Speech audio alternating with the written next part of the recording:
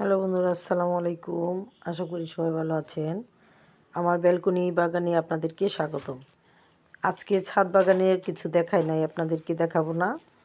আমার বারান্দার বাগানের কিছু ফুলের পরিচর্যা করব, ফুল গাছের, সেটাই দেখাবো। এই গাছে ফুল ফুটছে, কিন্তু গাছের বাড়তি যত্নটা আসলে করা হচ্ছে না।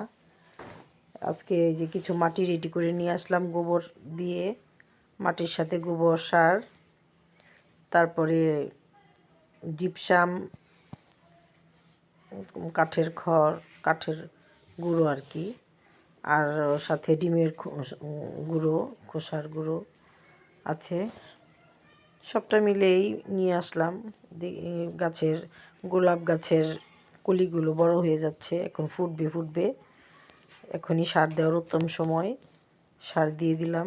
বন্ধুরা, চ্যানেলটা ভালো লাগলে সাবস্ক্রাইব করে দিবেন, লাইক কমেন্ট শেয়ার করবেন।